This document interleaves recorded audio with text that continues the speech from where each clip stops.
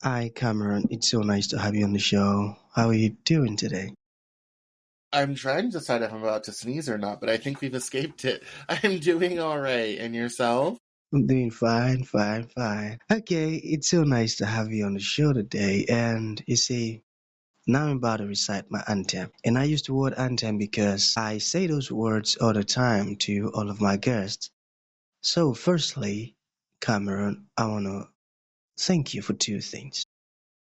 Firstly, I want to thank you for investing in yourself. And you see, you are on this platform right now because you invested in yourself. And oftentimes I love to make reference to the amazing mango tree. You see, some months back I was on a particular road, and just by the roadside there was this tall, unattractive mango tree. And you see, I used the word unattractive because the mango tree's got no mangoes and the leaves weren't green and it just looked all dry. So I just walked past it and went my way. But you see, Cameron, just recently I was on that same road. And this time around, a lot's changed. You see, the mango tree caught my attention pretty good from a distance. And instantly I got the urge to move closer and have a good look. You see, when I got closer to the tree, it wowed me. Because now, the mango tree's got a lot of mangoes on it. Beautiful green leaves and healthy branches. And you see, not just mangoes, but ripe mangoes. So it was a beautiful moment that day.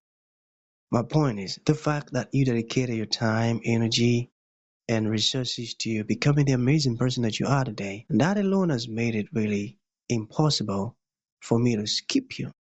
And that's why you got a request from me to be on the show. So thank you so very much for investing in yourself. And secondly, thank you for being here. I truly appreciate it, man. Thank you. You're very welcome. I appreciate it. Beautiful. So let's get started. You see, I'm quite excited to have you on the show today, Cameron, for some reasons. Firstly, my interest in knowledge seeking. I believe in order for one to transition from a terrible situation to that of a beautiful one, I believe it takes the application of knowledge. And not just knowledge, but the application of it. And you see, ever since I discovered that light in the Hebrew means knowledge, and darkness means ignorance, I've been so keen to knowledge seeking because I do not want to remain in the dark. So that's going to make our conversation today very important to me and even to the listeners. And the second reason why I'm excited to have the amazing Cameron on the show is for the sake of the listeners. You see, we live in an age where information is as abundant as grains of sand. They've got lots of information flying out there. So these folks trust me for life-changing, quality, and eye-opening information. And I'm totally convinced, Cameron, that our conversation is going to be insightful and impactful. So for that reason, let's get started with your introduction. Talk to us about your personal or professional journey. We are just so curious right now. We want to know how you got here. Then afterwards, I've gotten some beautiful questions for you.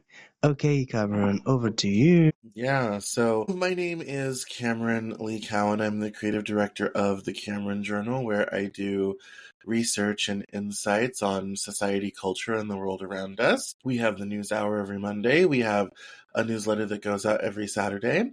And then we usually have at least one or two interviews with authors and other interesting and exciting people a week. So lots of content, lots of things to watch, read, and listen to. I started in this business of content creation in 2014. Before that, I had worked in politics. I'd run two magazines.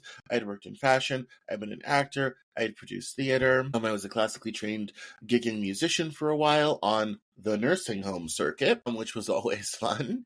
And I got into content creation in 2014, and I started making little videos and writing articles and creating the foundation, which would one day become the Cameron Journal. And so it just over these last many years, I have watched things come and go. I've watched trends rise and fall. I have watched, political shifts in this country, social shifts, cultural shifts, all this sort of thing. We're now living through the backlash of a lot of that. But that's kind of what I do. I'm the author of 3 books, 2 of which are still out. My novel Cast Iron and my short story collection What the Hell is Going On. And I have a new book coming out this year called America's Lost Generation, about millennials and how their parents screwed them over through the lens of what happened in Japan in 1991.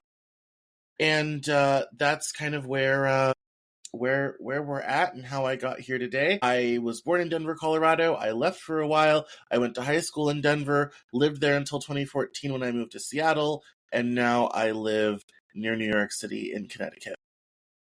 Beautiful. That sounds like a interesting journey.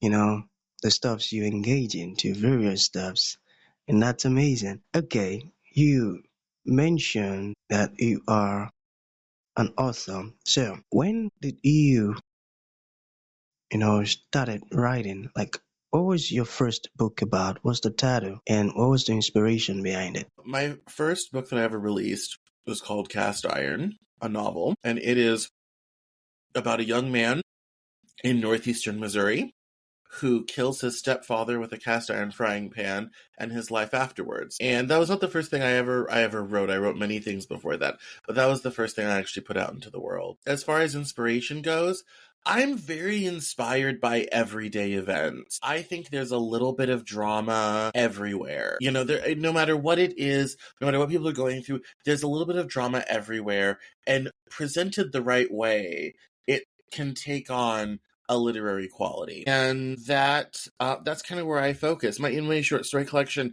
I have a story about a man who survived a fire in a nuclear manufacturing facility in 1969. There's a story about a man who wins a lottery ticket, and he has a limited time to redeem it, and has a lot of trouble doing that. I have a story about people whose apartment complex is getting torn down in California. Those sort of everyday dramas. That's what I find interesting in the world. I mean, people write political thrillers, and it's always, oh my God, the president has to use a nuclear weapon to stop the whatever from happening. And those are cool. I love those. I've read many of those. Those are great. But I find those everyday dramas are the things people tend not to write about. And that's what gets me excited, because that's the shape of our lives. Our life is less big explosive moments and more small things along the way. I think I got that. And that's so beautiful, putting real life and day-to-day drama into a book. It's amazing. And folks can tend to relate to that even more. I got that. Okay, so for individuals who they also have this idea, these amazing stories and they don't know how to publish it or how to put it on paper, you know, how to go about it. So would you like to share the process behind how you publish a book and how long it took and, maybe some tips you would like to share? Absolutely. I teach this in my writing course, The Power of Story, at the Cameron Journal Academy. Most writing courses don't cover the what do I do after I finish the book part, and I do. And so there's a couple options. You have some options now as to how to put your stuff out there. There's obviously, Amazon KDP Direct. There's Ingram Spark. There's Draft Digital, are all options. Those all offer some combination of print and ebook, depending on what you want to do. I love Ingram Spark because the distribution is way wider. My books are at Target, Walmart, Waterstones in the UK, Australia. They offer international distribution at a level that most other people don't have, and other bookstores besides Amazon, because I don't love Jeff Bezos. It can be quite a journey because once you have the manuscript, you basically have a couple processes. You have front matter, you have typesetting or layout in InDesign, and then you have a cover, which is a bit complicated because we're not supposed to judge books by their cover, but the reality is we do, so it takes a lot to design that. And then you have uploading all of that to whatever outlet you want, and then getting it ready for distribution. Measurement sizes have to be exact to the 1/8 of an inch. You have to make sure that the photos or pictures or graphics in your cover are 300 DPI for printing. There's a lot of technical things. There are great services to help you with that. I did all my own because I had a background in graphic design. I did the photo for my first novel because I have a background in photography. I was able to do a lot myself, and not everybody has those skills. most people don't have those skills. In my course, I do walk through kind of how to pick those things up, but there are great services out there who do that. But that self-publishing is not the only way. You can also do hybrid publishing. I run a hybrid publishing program at Something or Other Publishing, where you basically, with us, you pay for your developmental editing, your line editing. We pay for your production and half of your marketing. Other hybrid programs, you pay a flat fee and they take care of everything. But those programs, it's not like a vanity publisher. You don't just show up with your stuff and they publish it for you. You have to apply. Your manuscript has to be of a certain quality. We're picky with the projects we choose, and any good hybrid program is picky. So there's that option. And then, of course, there's traditional publishing, which is a multi-year process and has to really fit a very narrow set of what agents and publishers are looking for in traditional. So I pursued traditional for a long, long time. I was convinced it was the only way to publish. And I, pitched agents in person, which I talk about in my course. I pitched agents, over email, which I also talk about in my course, with the many disasters that went along with that entire process. I finally got 2 agencies to look at my manuscript on a 24-hour turnaround. Both of them passed, and I said, well, I think I'm just going to go it alone. And I'm happy about that, I think. I'm kind of glad because I have much more control over my work, where it goes, how it's sold, all this type of thing, the money. In traditional publishing, the days of big advances are long gone. The average advance is $2,500.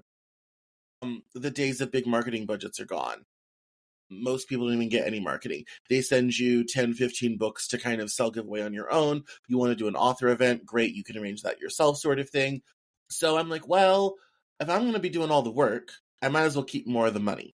So that's why I decided to go on my own and self-publish on my own and go from there. It's quite a journey, but there's definitely possibilities. If you want to write a serial, develop a digital audience, there's things like Wattpad. There's so many ways to put your work out into the world, find your audience, and begin monetizing that audience. Beautiful. This is a very, very invaluable information. Thank you for sharing that with us. Okay, so let us look at some key themes in your work. So, what are some key themes in your work? Did you get that? Yeah, well, because as kind of I said before, I really start with sort of common everyday things and incidences. Those everyday moments that I find to be incredibly dramatic. One of my favorite scenes from Cast Iron is when our main character, his name is Randy Carruth, he is staying at this house. It's kind of a trap house. They're selling drugs, they're selling sex, all this type of thing. And he knows these 2 sort of young guys. They're in their early 20s, but they kind of act like children because they've been in the system for so long. They kind of lack a certain amount of emotional maturity.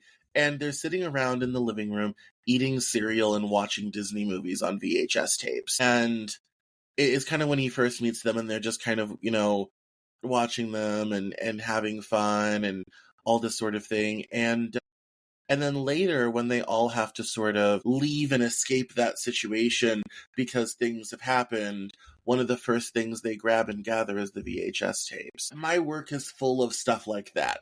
Little things, small moments, stuff most people probably don't think about nor would choose to write about. That's what I do. That's my thing. Amazing. Okay, so we have one more question to go. All right, so currently, what roles do you hold in publishing currently? Well, obviously I'm a self-published author, but the chief thing I do now is I'm the director of anthologies and publications at Something or Other Publishing. Soon to be Something or Other Publishing Media. Or Soup Media, as we're calling it. And what I do is I do our anthology program where we gather together 25 authors and create an anthology around a theme.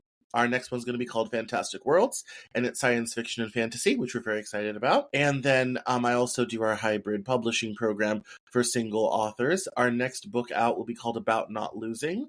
It's a really great book. It's written by a neurosurgeon who went through a medical malpractice trial in the late 80s, early 90s. And that whole process is kind of a meeting of medicine and law. And I was very privileged to do the developmental editing on that when I first saw the book. It was 2 PDF files of scanned pages from typewriters and word processors over about 25 years. And we started from that basis, and we turned it into a manuscript we could use, and then we turned it into a wonderful story about a doctor, a lawyer, and a psychiatrist. And then we did line editing and everything and took it up to another level. And it will be coming out on March the 3rd. And so we're really excited about that as well. So that's where I'm at in publishing right now.